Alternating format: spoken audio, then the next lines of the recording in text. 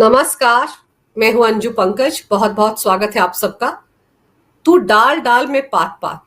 लगता है दिल्ली के एलजी सक्सेना और तिहाड़ जेल में बंद दिल्ली के मुख्यमंत्री अरविंद केजरीवाल दोनों के बीच कुछ इसी तरह का खेल चल रहा है। अभी आप देखिए, सोमवार दोपहर तक ऐसा लग रहा था कि जैसे कि आज मंगलवार को सुप्रीम कोर्ट से अरविंद केजरीवाल को अंतरिम जमानत मिल ही जाएगी। आम आदमी पार्टी में हर किसी के हौसले बहुत बुलंद थे। क्या मंत्री, क्या कार्यकर्ता, क्या विधायक, क्या नेता, सबको लग रहा था कि सुप्रीम कोर्ट में सब कुछ सेट है, अरविंद केजरीवाल को बस अंतरिम जमानत मिलने ही वाली है। लेकिन सोमवार शाम होते होते तस्वीर पूरी तरह से बदल गई। दिल्ली के एलजी सक्सेना ने दरअसल केंद्रीय गृह मंत्रालय को एक चिट्ठी लिखी है, जिसमें उन्होंने आम आदमी पार्टी के सिख फॉर जस्टिस, जो कि प्रतिबंधित खालिस्तानी संगठन है, उसके साथ जो रिश्ते हैं उनकी जांच पड़ताल एनआईए से करवाने की सिफारिश की है। उन्होंने आम आदमी पार्टी पर सिख फॉर जस्टिस से 133 करोड़ की फंडिंग लेने का आरोप भी लगाया है और उनका कहना है कि ये आरोप एक राजनीतिक पार्टी पर बहुत ज्यादा संगीन आरोप है, इसलिए सच्चाई क्या है दोनों के बीच के रिश्तों की, इसकी तहकीकात एनआईए से होनी चाहिए। अब सवाल ये उठता है कि आखिर ये सिफारिश एलजी ने अब क्यों की?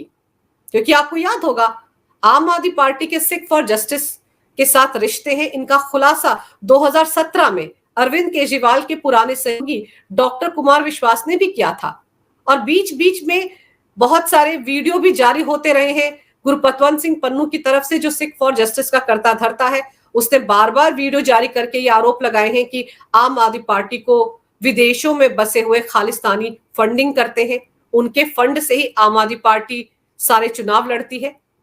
अभी हाल ही में जब ईडी ने अरविंद केजरीवाल को गिरफ्तार किया था, उसके बाद भी गुरपतवंत सिंह पन्नू ने एक वीडियो जारी किया था, जिसमें उसने ये खुलासा किया था कि 2014 से लेकर 2022 तक आम आदमी पार्टी को विदेशों में बसे खालिस्तानियों की तरफ से, जो खालिस्तानी संगठन वहां पर है, यूके में है, ऑस्ट्रेलिया में है, अमेरिका में है, कनाडा में है, उन सब ने कुल मिलाकर 133 करोड़ की फंडिंग की थी।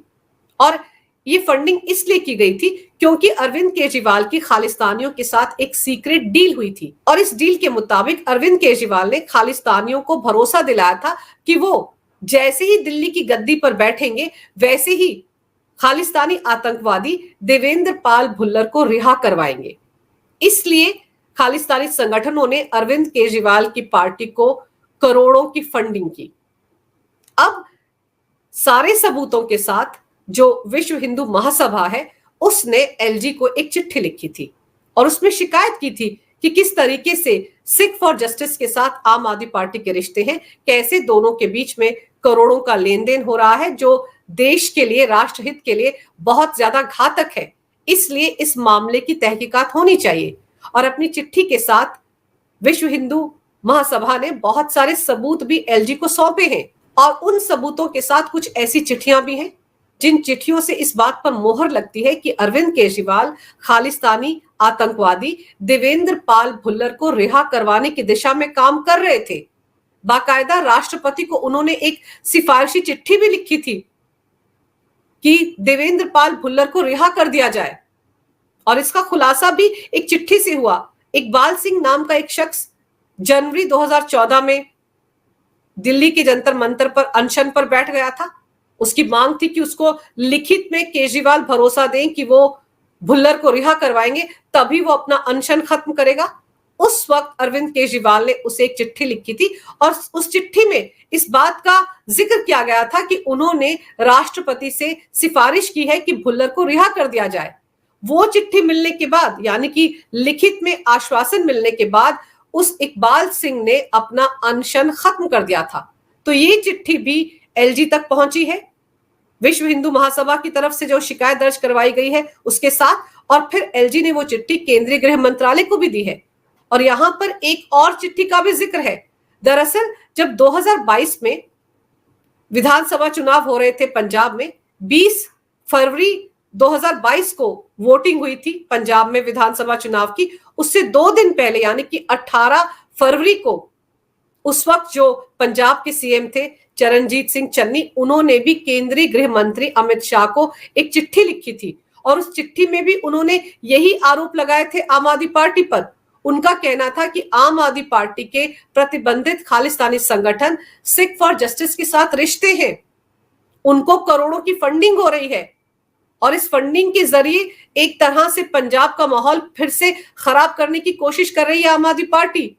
जो चरमपंथी सोच है उसको बढ़ावा मिल रहा है और इस मामले की जांच केंद्रीय गृह मंत्रालय को करवानी चाहिए। उस चिट्ठी का जिक्र भी हिंदू महासभा की इस शिकायती चिट्ठी के साथ किया गया है। तो अब एनआईए को इस मामले की जांच पड़ताल सौंपी जाएगी तो दिक्कतें अरविंद केजरीवाल की बढ़ने वाली हैं, क्योंकि उन पर लगने वाले ये आरोप नए नहीं है। उनके अपने पुराने सहयोगी डॉक्टर कुमार विश्वास ने भी 2017 में उन पर इस तरह के आरोप लगाए थे। उन्होंने साफ कहा था कि अरविंद केजरीवाल के खालिस्तानी संगठनों के साथ रिश्ते हैं। और फिर 2017 में जब पंजाब में विधानसभा चुनाव हुए थे, उस वक्त राहुल गांधी ने भी अरविंद केजरीवाल पर आरोप लगाया था कि वो अपने चुनाव प्रचार के दौरान पंजाब में एक खालिस्तानी आतंकवादी के घर पर रुके थे। और अरविंद केजरीवाल के एक और पुराने सहयोगी डॉक्टर मुनीश रायज़दा, जिनके साथ मैंने कई प्रोग्राम किए हैं, उन्होंने भी एक प्रोग्राम के दौरान ये खुलासा किया था कि 8 दिसंबर 2014 को अरविंद केजरीवाल न्यूयॉर्क आए थे। उस वक्त डॉक्टर मुनीश रायज़दा उनके साथ थे। तब वो रिचमंड हिल्स गुरुद्वारे में भी गए थे और वहां पर उनकी बहुत सारे लोगों के साथ मुलाकात हुई थी। डॉक्टर मुनीश रायज़दा ने यह बताया था कि 8 दिसंबर 2014 को जब सारे कार्यक्रम खत्म हो गए थे, उसके बाद अरविंद केजरीवाल खालिस्तानी आतंकवादियों के साथ मुलाकात करने के लिए गए थे। एक सीक्रेट मीटिंग हुई थी। उसी मीटिंग में देवेंद्र पाल भुल्लर को रिहा करवाने की बात हुई थी और तब ये बात भी हुई थी कि आम आदमी पार्टी को खालिस्तानी संगठन हर तरीके से फंडिंग करेंगे। और यही सारा खुलासा अपने वीडियो में गुरपतवंत सिंह पन्नू ने भी किया है। तो अब जब ये मामला एनआईए के पास जा रहा है तो आप सोचिए कि आम आदमी पार्टी एक राजनीतिक संगठन है। राजनीतिक पार्टियां कई संगठनों से फंडिंग लेती हैं, कई बिजनेस हाउसेस से फंडिंग लेती हैं, लेकिन किसी आतंकवादी संगठन से फंडिंग लेने का ये अपने आप में पहला मामला है। आम आदमी पार्टी एक राजनीतिक संगठन है और वो एक प्रतिबंधित आतंकवादी संगठन से फंडिंग ले रही थी।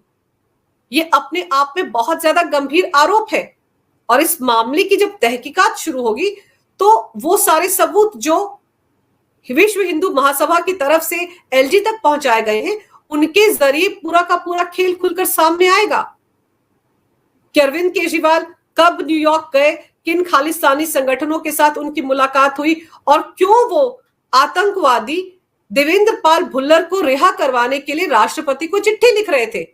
अब यहां पर सबसे बड़ी फांसी है कि अरविंद केजरीवाल ने खुद इकबाल सिंह को चिट्ठी लिखकर यह बताया था कि उन्होंने राष्ट्रपति से खालिस्तानी आतंकवादी देवेंद्र पाल भुल्लर को रिहा करवाने की सिफारिश की थी। तो सवाल तो ये उठता है कि अरविंद केजरीवाल ऐसा कर क्यों रहे थे? उनका क्या लेना देना था खालिस्तानी आतंकवादी देवेंद्र पाल भुल्लर से? देवेंद्र पाल भुल्लर 1993 के बम धमाके का दोषी है। दिल्ली में कांग्रेस के मुख्यालय के सामने धमाका हुआ था और तब यूथ कांग्रेस के उस वक्त के अध्यक्ष एमएस बिट्टा गंभीर रूप से जख्मी हो गए थे। 9 लोगों की जान चली गई थी।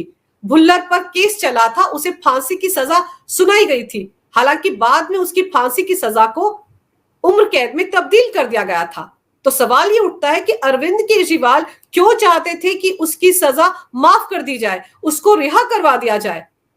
और ये सब कुछ अरविंद केजरीवाल न्यूयॉर्क में रिचमंड हिल्स में खालिस्तानी संगठनों के साथ हुई मुलाकात के बाद ही कर रहे थे। जो सीक्रेट डील हुई थी उसके बाद ही कर रहे थे। अब जब उन्होंने सिफारिश की है और इस बात के सबूत खुद दिए हैं उन्होंने इकबाल सिंह को चिट्ठी के जरिए, तो फंस गए हैं। यानी कि उनके ऊपर जो खालिस्तानियों के साथ डील करने के आरोप लग रहे हैं भुल्लर की रिहाई को लेकर, वो कहीं ना कहीं सच साबित होते दिखते हैं। वरना एक आतंकवादी को रिहा करवाने में अरविंद केजरीवाल की दिलचस्पी क्यों थी? अब पन्नू ये खुलासे क्यों कर रहा है? पन्नू ये खुलासे इसलिए कर रहा है क्योंकि पैसे तो उसने दे दिए, करोड़ों की फंडिंग आम आदमी पार्टी को कर दी, लेकिन वो देवेंद्र पाल भुल्लर तो रिहा हुआ ही नहीं। अरविंद केजरीवाल सिफारिशी चिट्ठी लिखते राष्ट्रपति को, लेकिन इसके बावजूद वो रिहा नहीं हुआ। तो इस बात से खालिस्तानी संगठन इस वक्त बौखलाए हुए हैं। उन्हें लग रहा है कि अरविंद केजरीवाल ने पैसा तो ले लिया, लेकिन उनके साथी को रिहा नहीं करवाया। इसीलिए अब जाकर गुरपतवंत सिंह पन्नू ने सारे खुलासे किए हैं।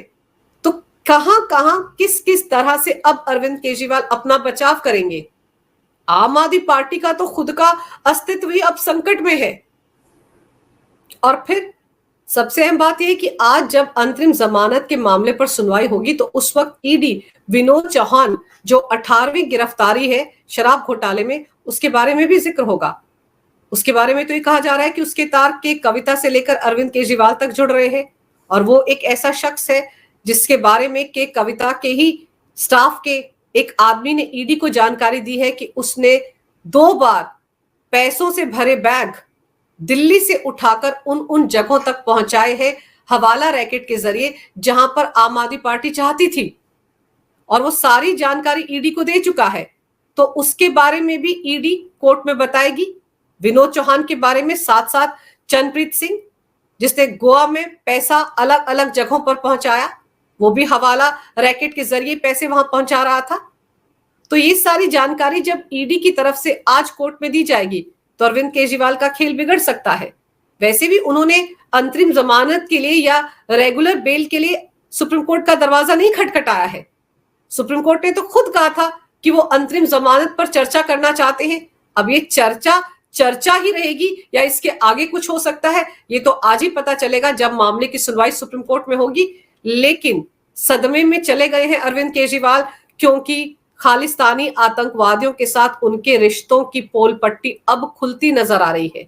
फाइल केंद्रीय गृह मंत्रालय तक पहुंच गई है, 2 चिट्ठियां वहां पर पहुंची हुई हैं, और भी बहुत सारे सबूत विश्व हिंदू महासभा की तरफ से एलजी तक पहुंचाए गए हैं और एलजी ने केंद्रीय गृह मंत्रालय तक पहुंचाए हैं। और ये मामला ऐसा है जिसमें ना सिर्फ अरविंद केजरीवाल बल्कि उनके पार्टी के और भी बहुत सारे नेता एनआईए की जांच के दायरे में आने वाले हैं। लेकिन सवाल यह है कि अभी तो सिफारिश की गई है एलजी की तरफ से, कितनी जल्दी केंद्रीय गृह मंत्रालय इस मामले को एनआईए को सौंपता है, इस पर फिलहाल सबकी नजरें हैं।